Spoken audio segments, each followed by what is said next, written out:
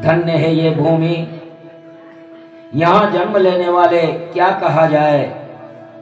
देवता लोग बड़ी प्रार्थना करते हैं, हे भगवान हमारा अगर जन्म हो तो केवल भारत भूमि पर हो, भारत भूमि पर हो, केवल भारत भूमि पर हो। जब हमारे शास्त्र इस प्रकार की आराधना करते हैं, हमारे शास्त्र इस प्रकार भारत भूमि को महान बताते हैं, जब देवता लोग यहाँ आने के लिए तत्पर रहते हैं, तो ये तो हमारा सौभाग्य है कि हम इस भूमि पर जन्म लिए हुए हैं, इस भूमि पर हम खेल रहे हैं, कूद रहे हैं, आगे बढ़ रहे हैं। आइए मातृभूमि को प्रणाम करें।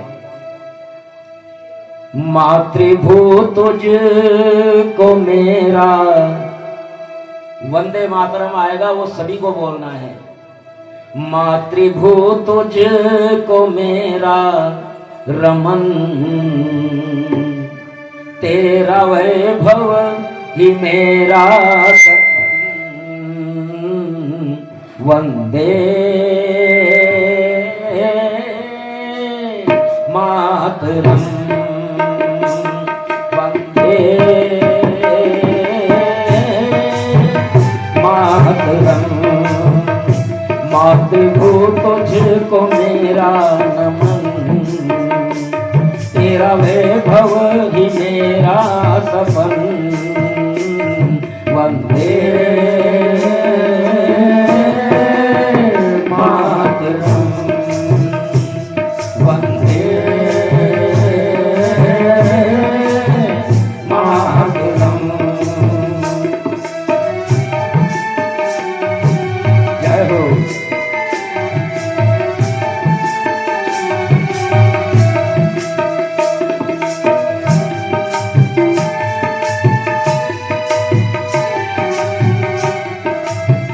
और माता के भौगोलिक रूप को देखिए। भौगोलिक रूप क्या है भारत भूमि का? शीर्ष हिमाला उतंगा, पंचनद जमुन गंगा, वारिधि पड़ा चरण में, सस्य श्यामला बंगा, सस्य श्यामला बंगा, सस्य श्यामला बंगा। शीर्ष हिमाला उतंगा, पंचनद जमुन गंगा, वारिधि पड़ा चरण में, सस्य श्यामला बंगा, सस्य श्यामला बंगा, सस्य श्यामला। तेरे पग पग अनेकों वरन, तेरे पग पग अनेकों वरन, तेरा वैभव ही मेरा सपन, वंदे मातरम, वंदे मातरम। जय हो। बोलिए भारत माता की।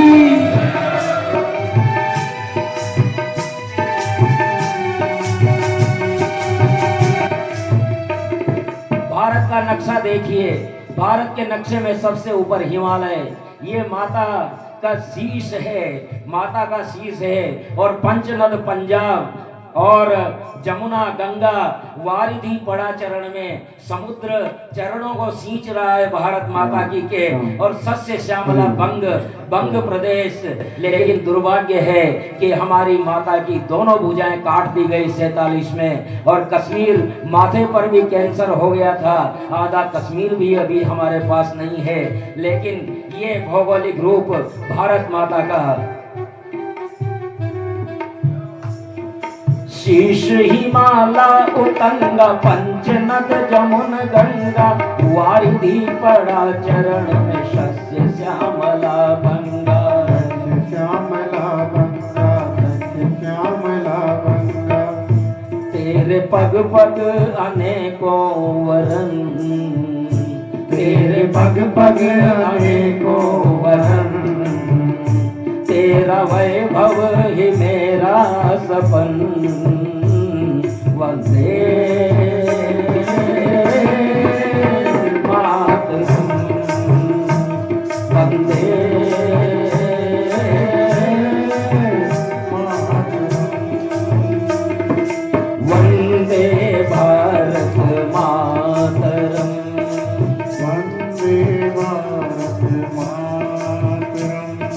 वंदे भारत मातरम, वंदे भारत मातरम, वंदे मातरम, वंदे